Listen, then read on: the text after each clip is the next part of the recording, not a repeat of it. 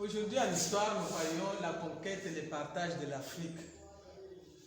L'autre fois, nous avons fini avec les royaumes et les empires de l'Afrique.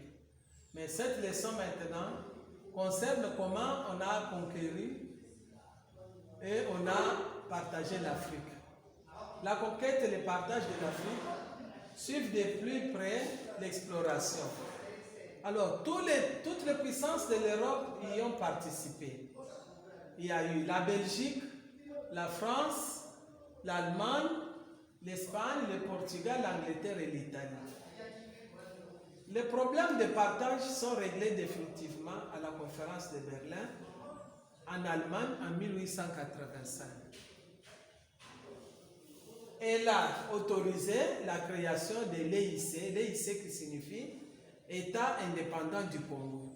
Donc tous ces pays que nous avons cités ici ont participé dans le partage de l'Afrique. Et l'État indépendant du Congo devrait être sous la souveraineté du roi Léopold II. Mais quelles sont les causes du partage de l'Afrique? Les causes étaient surtout d'ordre économique. Les Européens voulaient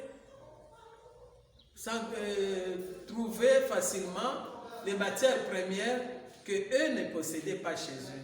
C'est comme le coton, le thé, le café, le caoutchouc, l'or, le cuivre, les diamants, etc. Mais aussi les produits exotiques. Mais comment s'est effectué ce partage? Le partage s'est effectué, chaque pays, grande puissance de l'Europe, s'est accaparé d'un certain nombre de pays. Nous avons l'Angleterre qui, lui, elle a pris le Kenya, la Zambie, le Nigeria, le Ghana et la République sud-africaine, en sigle RSA. La France a pris le Maghreb. Je crois qu'avec vous, nous avons étudié les pays du Maghreb, donc Maroc, Tunisie, Algérie. Et la France a aussi pris les pays de l'Afrique occidentale et quelques pays de l'Afrique centrale. Le Portugal, quant à lui, a pris l'Angola et le Mozambique. Et l'Italie a pris la Libye et la Somalie. Tous ces pays, nous les avons déjà étudiés en géographie. L'Allemagne, elle, a pris le Rwanda, le Burundi et la Tanzanie. Et bien sûr, la Belgique, vous savez que elle avait pour propriété privée du roi Léopold II, le Congo, notre pays.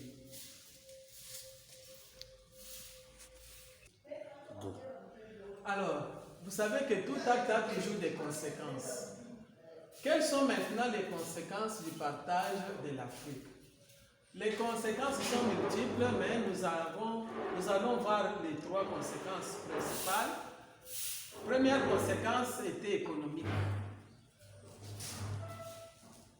Au lendemain du partage de l'Afrique, de nouvelles cultures s'implantent en Afrique, par exemple le cacao et le caoutchouc. Les Européens ont amené la culture du cacao et du caoutchouc. Puisqu'ils savaient qu'avec le cacao, ils allaient fabriquer le chocolat. Conséquences sociales, il y a le développement des grandes villes.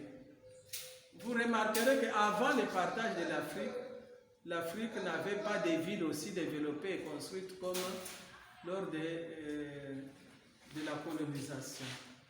Les conséquences religieuses, il y a eu le christianisme qui s'est sensiblement répandu en Afrique.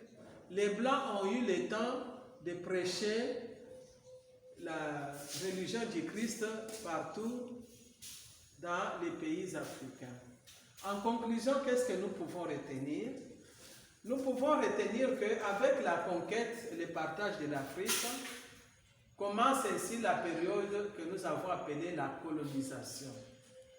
Mais nous devons retenir ceci. Malgré que les Européens se sont accaparés des pays de l'Afrique, mais deux pays ne les ont pas intéressés. Et ces deux pays n'ont pas connu, eux, la colonisation. Il s'agit de l'Éthiopie et le Libéria. Ils sont restés indépendants pendant que les autres étaient des colonies tel ou de tel autre pays.